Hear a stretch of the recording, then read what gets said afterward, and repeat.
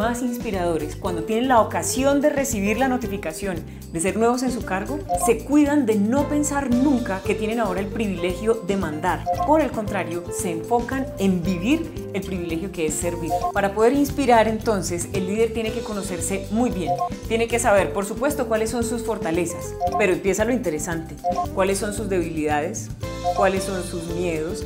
Y lo que puede ser más definitivo, ¿cuáles son los gatillos que hacen detonar sus principales emociones? Esos gatillos hay que tenerlos ubicados. Un líder contemporáneo cometería un error si se enfocara excesivamente en sus fortalezas de carácter técnico.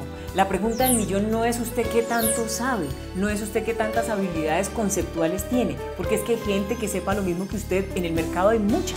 El líder contemporáneo tiene que entender que en la práctica su sueldo no se lo pagan por la cantidad de cosas que sabe, sino porque es capaz de hacer la magia con su gente. Por eso es que el líder de hoy se enfoca no solo en el tecnicismo, sino además se asegura de desarrollar habilidades blandas, que en la práctica no son mucho más allá que la capacidad de conectarse a un nivel íntimo con la gente. Y pasando a cuestiones un poquito más incómodas, hay que hablar de las debilidades.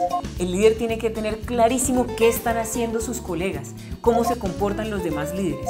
Por eso no es un cuento chino decir que un líder tiene que estar formándose siempre. En términos de debilidades, entonces asegúrese de detectar cuál es su talón de Aquiles, o en otras palabras, cuáles son las tentaciones que para usted como líder es casi imposible resistir. Y en tercer lugar, los gatillos emocionales.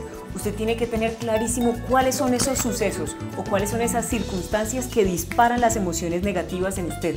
Con ejemplos sencillos. Digamos, en su casa el sistema de control, el sistema de poder era matriarcal y por eso a usted le causa escozor tener a una mujer como colega.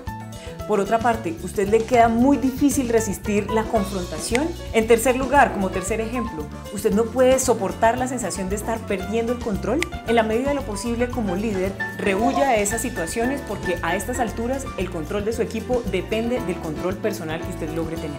Por otra parte, y aquí entre nos, si usted me preguntara cuál es la clave para ser un líder muy inspirador, le diría que es la coherencia.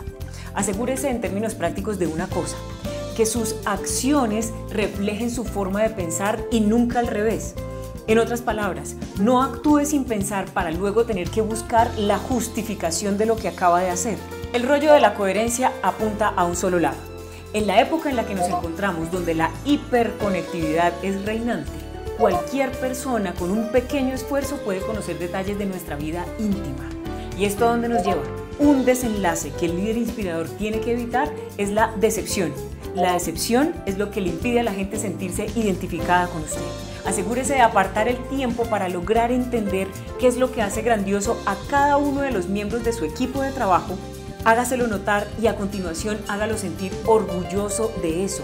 Eso es lo que ha hecho pasar a la historia a personajes como Martin Luther King o como Gandhi.